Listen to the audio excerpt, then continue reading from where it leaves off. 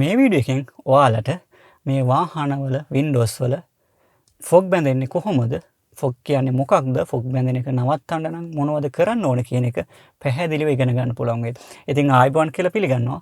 මම MRJ channel එකට ඔයගොල්ලෝ සියලු දෙනාම සාදරයෙන් පිළිගන්නවා. හරි මම හැමදාම වගේ ප්‍රශ්නකින් පටන් ගන්නවා. මොකක්ද AC එකකින් වෙන්නේ කියලා මට කියන්න. AC එකකින් වෙන්නේ කූල් වෙන එක. ඒක අහන්නත් දෙයක්ද? ඔව් කූල් වෙන එක වෙනවා. ඊට අමතරව ඔයගොල්ලෝ දන්නවද? AC එකකින් තව දෙයක් වෙනවා. ඒකෙන් වෙන්නේ අපිට මේ අපේ ශරීරයට පහසු වෙන්න මේ වාතයේ තියෙන ජල වාෂ්ප. ඒ කියන්නේ මේ ජලය වාෂ්පාකාරයෙන් හැමතැනම තියෙනවා. ඉතින් මේ වාෂ්ප අපේ ශරීරයට කම්ෆර්ටබල් විදිහට අඩු කරලා තියාගන්න පුළුවන්කම ලැබෙනවා AC එකට. ඒතකොට AC එකකින් කරුණු දෙකක් වෙනවා. කැබින් එක කූල් හරි හොට් හරි කරන්න පුළුවන්. වගේම වායුවේ තියෙන ජල වාෂ්ප අපිට කම්ෆර්ටබල් ගානයට එහෙම නැත්නම් හියුමිඩිටි කියන එක ගානකට තියාගන්න පුළුවන්කමත් ලැබෙනවා AC වලින්. ඉතින් AC එක ප්‍රධාන වශයෙන්ම අවශ්‍ය වෙනවා මේ වීඩියෝ එක මේ ෆොග් ගැන කියන නිසා තමයි මම ඒක ඔයාලට කිව්වේ. ඉතින් මේ වීඩියෝ එකට අද ස්පොන්ස් කරන්නේ මට සපෝට් කරන්නේ riyapatuna.com එකේ. ඉතින් riyapatuna.com එකේ මැසේජ් එකකට අපි ගිහින් ඒක බලලා ආපහු වීඩියෝ එකට යමු. ඔයාලා වාහනයක් මිලදී ගැනීමේදී ඔයගොල්ලෝ වෙබ්සයිට් වල ගිහිල්ලා සර්ච් කරනවානේ. හැබැයි ඒක හරිම අපහසු වැඩක්. මොකද වෙබ්සයිට් එකින් එකට ගිහිල්ලා සර්ච් කරන්න වෙනවා. හැබැයි ඔයාලට අලුත් වෙබ්සයිට් එකක් තියෙනවා. riyapatuna.com කියලා වෙබ්සයිට් එකක්. riyapatuna.com එකට ගිහිල්ලා ඔයාට ඕන වාහනේ සර්ච් කරන්න. එතකොට ඒ වාහනේ ඔබට එක තැනක ඉඳලා ලංකාවේ දැනට ඇඩ් කරලා තියෙන ඔක්කොම වගේ වාහන සර්ච් කරගැනීමේ හැකියාව තිබෙනවා. එක එක ෆිල්ටර්ස් දාලා සර්ච් කරගන්න පුළුවන්. හිතන්න ඔයාට ඇල්ටෝ එකක් ඕන නම් මෙන්න මේ විදිහට ඇල්ටෝ කියලා ගහලා සර්ච් කරන්න. එතකොට දැනට ලංකාවේ ලිස්ට් කරලා තියෙන සියලුම ඇල්ටෝ වල විස්තර එක තැනක ඉඳලා බලා ගන්න පුළුවන්. මේක ගොඩක් පහසු ක්‍රමයක්. ගොඩක් කාර්යබහුල කෙනෙකුටත් ගොඩක් වටිනවා. මොකද එකම තැනක ඉඳලා සියලුම ඇඩ්ස් ටික බලා ගන්න පුළුවන්කම ලැබෙනවා. මොනවද ෆොග්ස් කියන්නේ කියන එක මම දැන් කියන්නම්. ෆොග් කියනකොට සිංහලෙන් කියන්න පුළුවන් මීදුම කියලා. මීදුම එහෙම නැත්නම් තව ෆ්‍රොස්ට් කියලාත් කියනවා. ෆොග් කියලා කිව්වත් ෆ්‍රොස්ට් කියලා කිව්වත් ගොඩක් විට සිංහලෙන් කියනවා නම් අපි කියන්නේ මේ මීදුම බැඳෙනවා කියලා කියන්නේ. ග්ලාස් වල වාහනය ඇතුලේ යන්නේ ඒක ගැන තමයි අද කියන්නේ. සාමාන්‍යයෙන් පදාර්ථය එහෙම නැත්නම් වතුර කියලාම කියමුකෝ. කියන්නේ ඕනම මේ පදාර්ථයක තියෙන ඔය පරමාණු කියලා જાතියකින් තමයි හැදිලා තියෙන්නේ. ඒවා අණු වශයෙන් තියෙනවා. ජලය නම් H2O කියලා විදිහට තියෙන. ඉතින් මේවා ඈතින් තියෙනකොට ඒගොල්ලන්ගේ චාලක ශක්තිය වැඩි. ඒගොල්ලෝ මේ දුවලා පැනලා තමයි ඉන්නේ. අන්න ඒකට තමයි කියන්නේ ජල වාෂ්ප කියලා. ඉතින් මේකේ තියෙන චාලක ශක්තිය එහෙම නැත්නම් තියෙන තාපය විදිහට මේ එනර්ජි එක එළියට දීපුවාම මෙයාගේ අර චාලක ශක්තිය අඩු වෙලා මෙයා පොඩ්ඩක් එකතෙන් වෙන්න බලනවා. ඒ එකතෙන් වෙනකොට මෙයා කන්ඩෙන්ස් වෙනවා කියලා කියනවා. එතකොට ඒක පිනි වගේ වෙලා වතුර වෙනවා. වතුර කියන්නේ එනර්ජි එක ටිකක් අඩුයි. ඊට පස්සේ තවත් මෙයාව කූල් කරොත් ඒ කියන්නේ මෙයාගේ තියෙන එනර්ජි එක හීට් එක විදිහට එළියට දැම්මොත් එයා ඝන වෙනවා. ෆ්‍රිජ් එකකට දාපුවාම මේක තමයි එයා අයිස් කැට වගේ ඉන්නතර. අයිස් කැට වගේ ඝන වෙලා ඉන්නත් පුළුවන්. වතුර අපි බොනවා වගේ ද්‍රව වෙලා ඉන්නත් පුළුවන්. ඊට පස්සේ වාතයේ ජල වාෂ්ප විදිහට ඉන්නත් පුළුවන්කම ලැබෙනවා. මේ තුන් ආකාරයටම ජලයට ඉන්න පුළුවන්කම ලැබෙනවා. ජලය නෙමෙයි ගොඩක් හැම දෙයකම වගේ එහෙම ඉන්න පුළුවන්කම ලැබෙනවා. ඒකේ තියෙන එනර්ජි මට්ටම අනුව. ෆොග් ගැන කියද්දි මට කියන්න වෙනවා මේ කන්ඩෙන්සේෂන් කියන්නේ මොකක්ද කියලා. හිතන්නකෝ මිනිසෙක් ඉන්නවා. ඒ මනුස්සයාට හොඳට එනර්ජි තියෙනවා. කාලා බීලා ඉන්නේ. අන්න ඒ වෙලාවට එයා දුවලා පැනලා ඉන්නවා. හැබැයි ඒ එනර්ජි එක අඩු වෙච්චාම මොකද වෙන්නේ? එයා එකතෙන් වෙනවා. ඔහොම ලං වෙනවා. ඒ කියන්නේ එක තැන් වෙලා තමයි ඉන්න උත්සාහ කරන්නේ. අන්න ඒ කියන්නේ යාගේ එනර්ජි එක අඩු වුණා. ඒ කියන්නේ එනර්ජි එක පිට වුණා. ඒතකොට ජලයත් ඒ වගේ තමයි. ජලය වාෂ්ප විදිහට මේ අහසේ හැමතැනම තියෙනවා.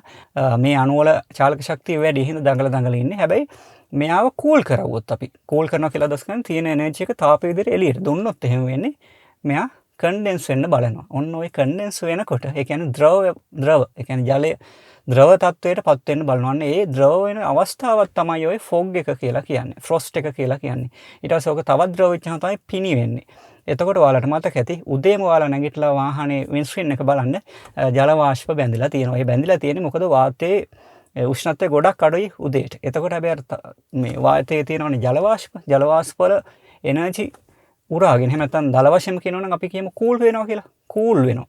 ජල වාෂ්ප කූල් වුණාම ඒවා කන්ඩෙන්ස් වෙනවා. කන්ඩෙන්ස් වෙනවා කියන්නේ එකට වෙනවා. ද්‍රව විදිහට තැම්පත් වෙන්න බලනවා සීතල පුෂ්ඨවල. එතකොට අපේ වාහනේ වීදුරු එහෙම නැත්නම් වින්ඩෝ කියන්නේ හොඳම සීතල පුෂ්ඨ. එතකොට ඒ වගේ තැම්පත් වෙලා තමයි මීදුම ආකාරයට හරි ජල වාෂ්ප විදිහට අපිට ඇහැට පේන්න පටන් ගන්න. සාමාන්‍ය තේදී අපිට ඇහැට පේන්නේ නැහැ. නමුත් අර කූල් වෙන්න අපේ ඇහැට පේන්න ගන්නවා. ඒ ඇහැට පේන එක තමයි ඔයගොල්ලන් මීදුම කියලා. දැන් නෝරෙලිය හිතන්න නෝරෙලියේ සාමාන්‍ය වායුකල උෂ්ණත්වය අඩුයි. අඩු වුණාම එතකොට අර ජල වාෂ්ප වල තියෙන එනර්ජි එක එළියට දෙනවා තාපයේ විදිහට. ඒතර උෂ්ණත්වය අඩු වෙනවා. අඩු වෙච්චාම එනර්ජි එක අඩු වුණාම මොකද වෙන්නේ? අර ජල වාෂ්ප කන්ඩෙන්ස් වෙන්න බලනවා. ඒතකොට තමයි අපේ අර පියවිය හැට පේන අවස්ථාවක් එනවා මීදුම ආකාරයට.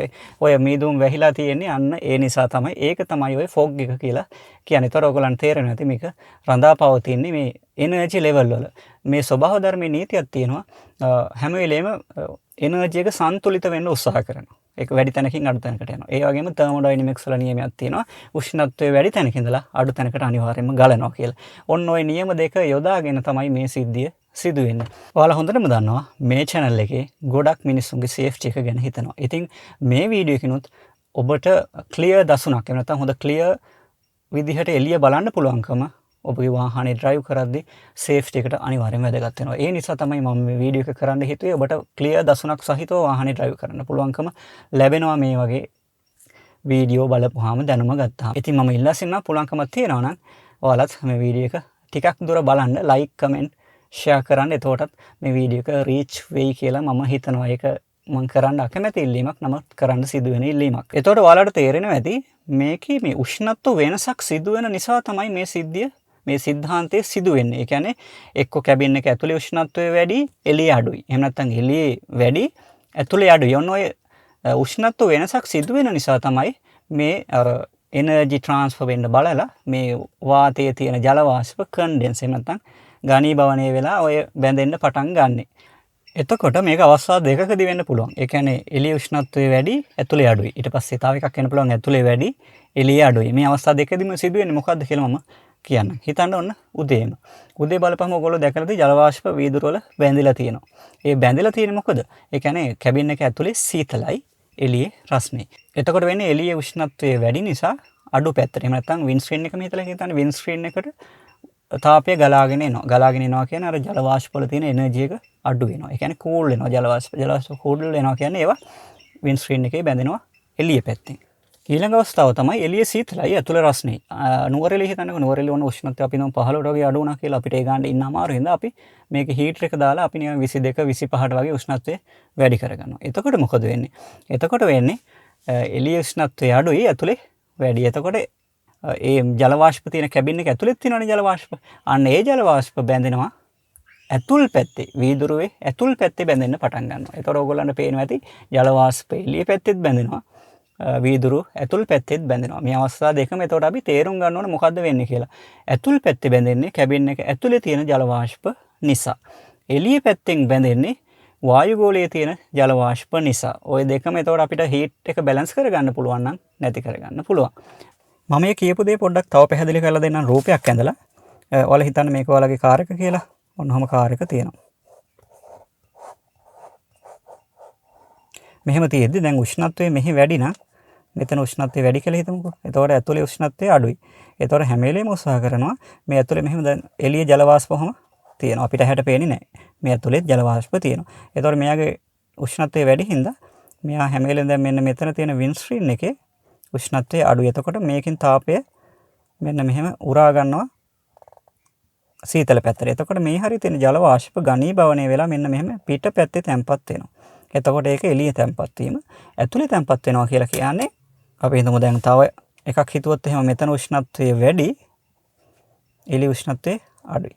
මන්න මේ අවස්ථාවේදී අර මම කියපු නුවරඑළිය උදාහරණයේදී එතකොට වෙන්නේ මෙයාගේ තාපය රිලීස් කරගන්න උත්සාහ කරනවා එළිය පැත්තට උෂ්ණත්වය අඩු හින්දා. එතකොට මෙන්න මේ ඇතුල් පැත්තේ ඒ කියන්නේ මේ කැබින් එක ඇතුලේ තියෙනවනේ ජල වාෂ්ප. ඒවා ගිහිල්ලා මෙන්න මේ කැබින් එකේ මෙන්න මෙහෙම ඇතුල් පැත්තේ තැම්පත් වෙනවා. ඒ කියන්නේ මේකේ වින්ඩ් ස්ක්‍රීන් වල වින්ඩෝ ඔක්කොගෙම මේ වගේ වෙන්න පුළුවන්කම ලැබෙනවා. ඉතින් මම කියපු AC එක කූල මේ ඉවපරේටර් එකකින් පුළුවන් මෙන්න මේකේ තියෙන ජල වාෂ්ප කන්ට්‍රෝල් කරගැනීමේ හැකියාව තිබෙන උෂ්ණත්වයත් එක්ක.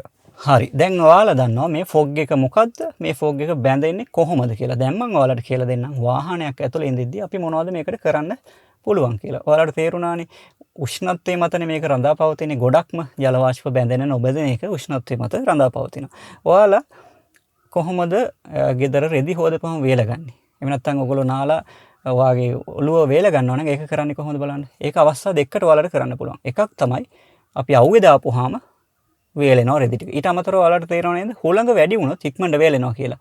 ඒ වගේම ඩ්‍රයර් කරද්දි එහෙම නැත්නම් ඩ්‍රයි කරද්දි කොණ්ඩේ අපි ෆෑන් එක හුළං වද්දනවා කොණ්ඩේට. ඊට අමතරව රත් කරලත් ඒ කියන්නේ රස්නේ මේ වාතය තමයි වද්දාන්නේ. ඒතර මොකද වෙන්නේ? එතකොට අපේ ඉක්මනට මේ තියෙන මේ කොණ්ඩේ තිබ්බ වතුර එහෙම නැත්නම් ඒ රෙදිවල තිබ්බ වතුර ජල වාෂ්ප වෙලා මොකද තාපය වැඩි කියන්නේ ඒකේ උෂ්ණත්වය වැඩි මේ මෙතන තියෙන ජල වාෂ්ප වල උෂ්ණත්වය අඩුයි ඒ වගේම එනර්ජි එක අඩුයි. හැබැයි අපි මෙහෙම රස්නේ මේකට ලං කරපු ගාම ඒ එනර්ජි එක උරාගෙන චාලක ශක්තිය වැඩි යලාගේ වාෂ්ප වෙලා යනවා. ඔය විදිහට තමයි රෙදි හොදන්නේ. එහෙම නැත්නම් ඔයාලා කොණ්ඩේ ඩ්‍රයි කරගන්නේ. තවත් ගොඩක් ස්වභාව ධර්මයේ උදාහරණ ඕවට තියෙනවා. මේ සිදුවෙන එකෙන් ඔයාලට තේරෙනවා ඇති අපිට මේ එනර්ජි එක දෙන්න තමයි ඕන. දැන් අපි හිතමු එතකොට අපි දැන් උදාහරණයක් ඔන්න කැබින් එක ඇතුලේ ජල වාෂ්ප තිබිලා ඒව බැඳුනා ඇතුල් පැත්තේ. ඒක තමයි පළවෙනි එක. එතකොට ඒක වැඩි වෙනවා. හිතන්න ඕගොල්ලෝගේ කාපට් ඇතුලේ තියෙන කාපට් එහෙම ගොඩක් තෙතයි නම් ජල වාෂ්ප මේ ගොඩක් වැඩි වෙනවා. ඊට අමතරව ඔයාලගේ අපෝස්ට්‍රි එහෙම තෙත් වෙලා නම් වැඩි වෙන්න පුළුවන්. ඕගොල්ලෝ තෙත සෙරප්පු දාගෙන ආව නම් එහෙම නැත්නම් කුඩේ වතුර ගතිය තියෙනවා නම් ජල වාෂ්ප ගොඩක් වැඩි වෙනවා මේ ඇතුල් පැත්තේ. ඒතකොට අපේ උෂ්ණත්වය එක්ක සිදුවෙන්නේ මොකද? දැන් එළිය ටෙම්පරේචර් එක අඩු නම් අපි හීටර් එක දාපු ගාම එහෙම නැත්නම් උෂ්ණත්වය වැඩි කරපුවාම මේ ජල වාෂ්ප ඔක්කොම ටික මේ වායු ගෝලයේ තියෙන ජල වාෂ්ප මේ කැබින් එක ඇතුලේ ගිහිල්ලා මේ වීදුරු වල බැඳෙනවා. ඒතකොට අපිට කරන්න පුළුවන් වෙන්නේ මොකද්ද? ඕගොල්ලෝ දන්නවා පළවෙනි ස්ටෙප් එක තමයි AC එක දාන්න. AC එක දැම්ම කියන්නේ මේ AC එකෙන් පුළුවන් ඩිහියුමිඩිෆයි කරන්න. එහෙම නැත්නම් ජල වාෂ්ප ඉවත් කරන්න පුළුවන්කම ලැබෙනවා. හැබැයි මේ රේට් එක වැඩි නම් ජල වාෂ්ප වල මේ කැබින් එකේ ඒක පොඩ්ඩක් කරන්න අපහසු වෙනවා. ඒ වගේම විශේෂයෙන්ම කියන්න ඕන කැබින් එකේ යන මිනිස්සු උස්ම ගනිද්දී කාබන් ඩයොක්සයිඩ් වලට අමතරව ජල වාෂ්ප පිට කරනවා.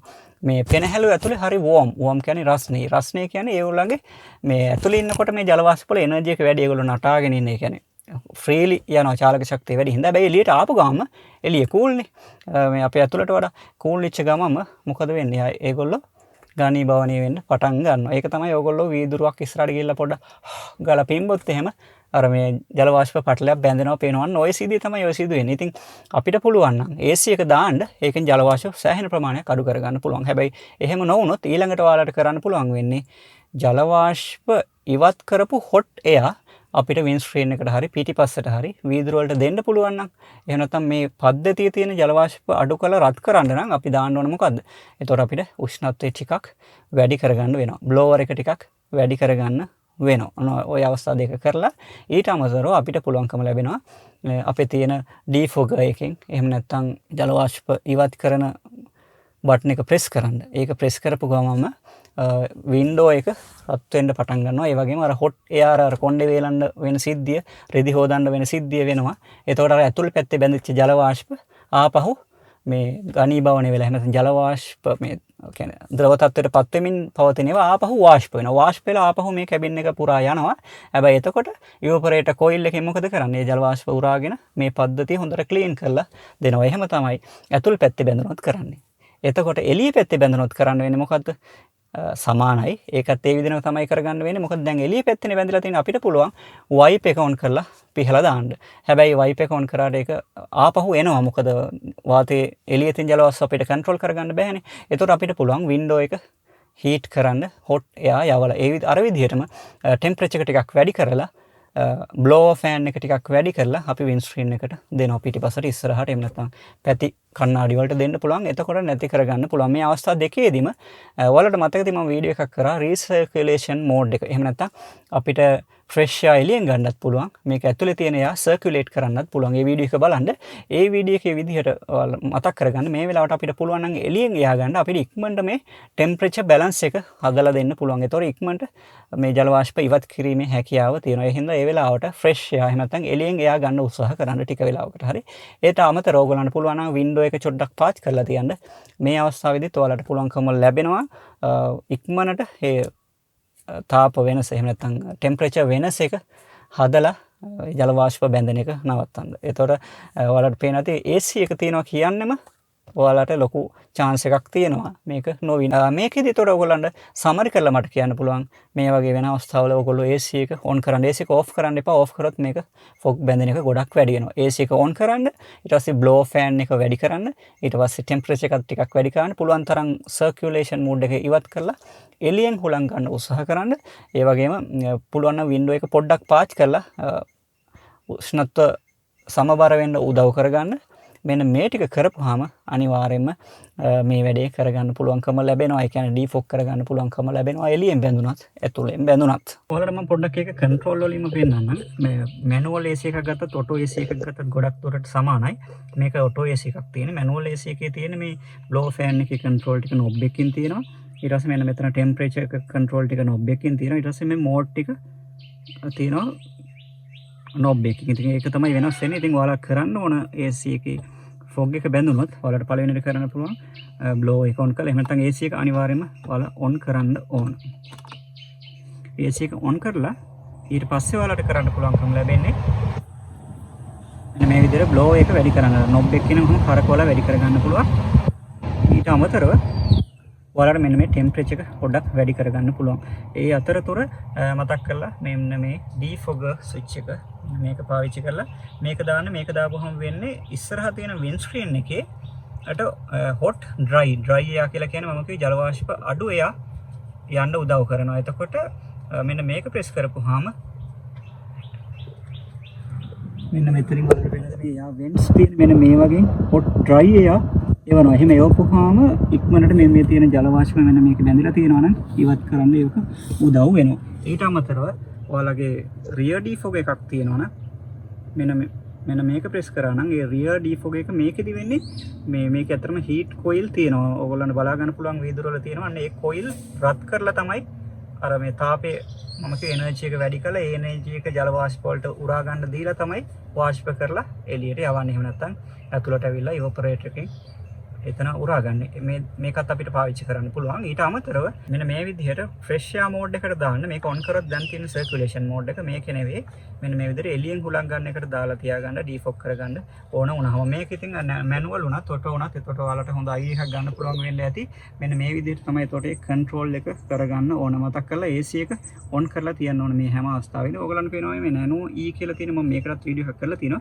මේ nano E එකකින් කරන්නේත් අර මම කියපු විදිහට operator එකකින් අපේ ජල වාෂ්ප උරාගෙන ගොඩක් උරාගත්තාම අපිට වියලි ගතියක් හැමට එහෙම දැනෙනවා. මේ nano E කියන එක දාලා තිබ්බහම ඔයාලගේ ඒ අර අපහසුතාවයේ වියලි ගතිය අඩු කරගන්න පුළුවන්. ආපහු ජල වාෂ්ප මේගේ හැදිලා පොඩ්ඩක් අපිට comfortable ride එකක් යන්න පුළුවන් ඔය nano E. එහෙම නැත්නම් Honda වල තියෙන plasma AC කියලා එහෙම තියෙන මේක තමයි. අරලෝ කියනවා නම් AC දාන්න blow speed එක වැඩි කරගන්න, temperature එක වැඩි කරගන්න, fresh air mode එක use කරගන්න, window ටිකක් පාත් කරලා තියාගන්න. අන්න මේ වගේ සරල දේවල් වලින් ඉතාමත් පහසෙන් ඔයාලට fog එක ඉවත් කරලා ගොඩක් safe ගමනක් යන්න පුළුවන්කම ලැබෙයි කියලා මම හිතනවා. I think මම මේ වීඩියෝ එක ටිකක් දික් වුණාද දන්නේ නැහැ. මට ඒ ගැන සමාව වෙන්න. මම කියන්න පුළුවන් උපරිම සරලව මේක කියන්න උත්සාහ කරා. මම හිතන්නේ හොඳ අයිඩියා එකක් එන්නත් ඇති. ඉතින් අර වීඩියෝ එක දිගටම බලනවල සියලු දෙනාටම ගොඩක් ස්තුතියි. මම කී විදිහට එහෙම බැලුවොත් තමයි රීච් වැඩි වෙන්නේ. ඉතින් එහෙනම් මම ගිහිල්ලා එන්නම් සියලු දෙනාටම තෙරුවන් සරණ ප්‍රාර්ථනා කරනවා. ගොඩක් පරිස්සමට ඉන්න, පරිස්සමට drive කරන්න, ඔබගේ ජීවිතත් අනුන්ගේ ජීවිතත් ආරක්ෂා කරගෙන වැදගත් මිනිස්සෙක්, බුද්ධිමත් එහෙම නැත්නම් වගකීමක් සහිත මිනිස්සෙක් විදිහට ජීවත් වෙන්න කියලා ඉල්ලා සිටිනවා.